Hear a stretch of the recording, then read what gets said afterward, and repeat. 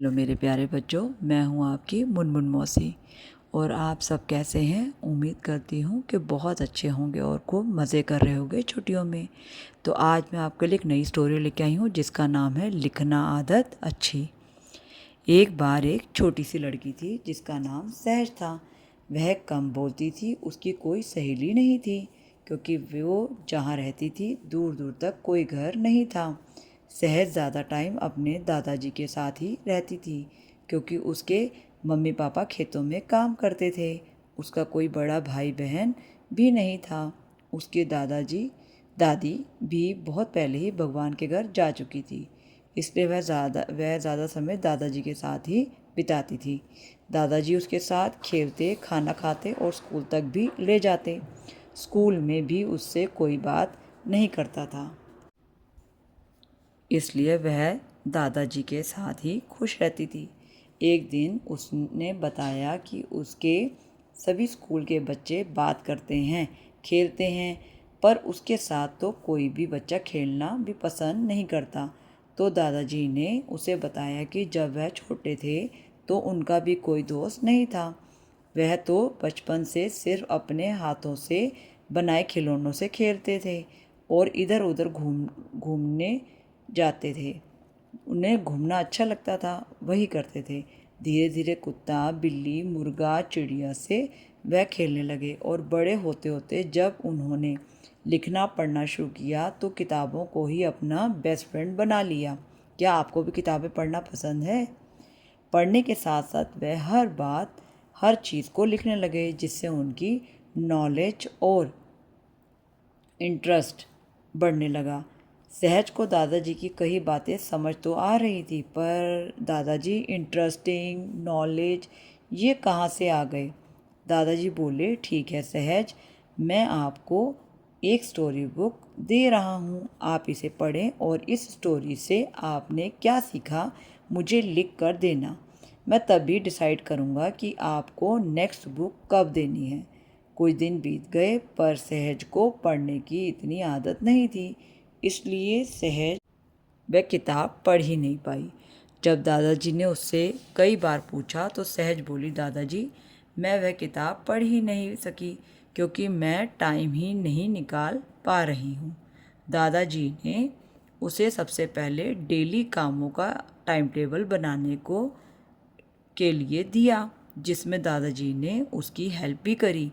खाने का समय, खेलने का समय, स्कूल के काम का समय और सोने का समय, नहाने का समय और मम्मी पापा दादा दादी के साथ मदद कराने का अलग अलग समय लिखा गया। अब सहज को पता था कि किस काम को कब करना है। सहज दादाजी से बोली, दादाजी टाइम टेबल में तो बहुत सारा समय खाली है, पर जब मैं किताब पढ़ने का सोचती हूँ तो पूरा दिन बीत जाता है, पर किताब से एक पेज भी मैं पढ़ नहीं पाती। तो दादाजी ने उसे अब थोड़ी थोड़ी देर में ब्रेक में उसे डेली सभी क्या क्या काम किए लिखना होगा। कब पापा के साथ काम किया, मम्मी के साथ बिताया वक्त और अपने आसपास बिताया समय को रोज़ लिखना है। अरे डेली क्या क्या किया, बस यही लिखना है। सहज अब एक कॉपी और पेंसिल के साथ ही अपने साथ रखती थी और जो काम करती उसे थोड़ी थोड़ी देर में लिखना शुरू कर देती। देखते ही देखते 5-10 दिन में कॉपी भर गई। दादाजी ने सहज के स्कूल जाने के बाद उसकी कॉपी डेली देखते और खूब खुश भी होते क्योंकि सहज उसमें बहुत कुछ ऐसा लिखती कि दादाजी की खुशी और हंसी ख़त्म ही नहीं होती। अब दादाजी ने उसके कवर पेज पर सहज की कहानियाँ नाम बड़े बड़े सुंदर अक्षरों में लिख दिया। सहज स्कूल से आए तो उसके लिए नई नोटबुक और न्यू पेंसिल तैयार थी।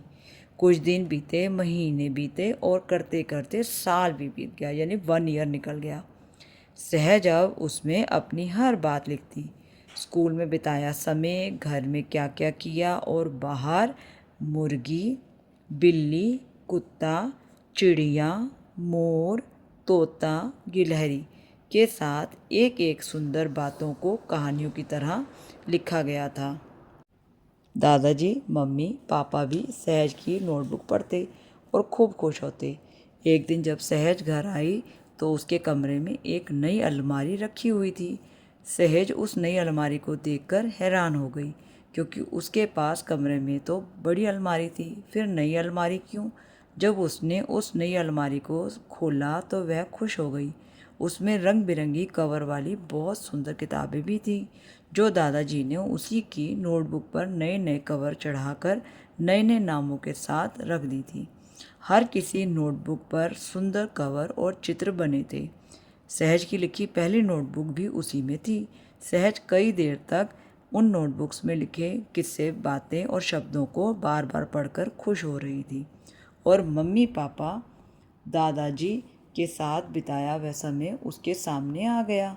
वह दौड़ते हुए दादाजी को थैंक यू कहने लगी और दादाजी ने उसे नई किताबों का एक पैकेट भी दिया, जो उसके दादाजी ने अपने बचपन में लिखी थी, जब उनका भी कोई दोस्त नहीं था। और यह किताबें अब कई लाइब्रेरी में भी थी। कई कहानियाँ तो स्कूल की किताबों में भी छप गई थी। सहज को नोटबुक लिखने की वजह से अब किताबें पढ़ना और लिखना अच्छा लगने लगा। तो बच्चों, आपको इस कहानी से क्या सीखने को मिला?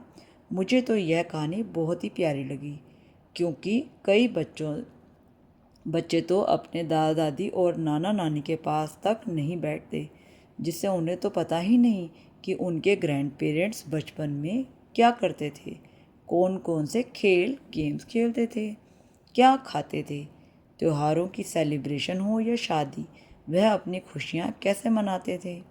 मैं भी जब छोटी थी तो अपने नाना नानी और दादी, बुआ, मासी सभी से खूब बातें करती थी और उनके बचपन की मज़ेदार, डरावनी और खुशियों से भरी कहानियाँ सुनती थी। क्या आप भी अपने ग्रैंड पेरेंट्स की बचपन की कोई बात जानते हैं? तो मुझे स्टोरी ज़रूर बताना। मैं भी वह स्टोरी सुनना चाहती हूँ। अब मैं चलती हूँ, कल फिर आऊँगी नई स्टोरी के साथ। बाय बाय बच्चों, गुड नाइट।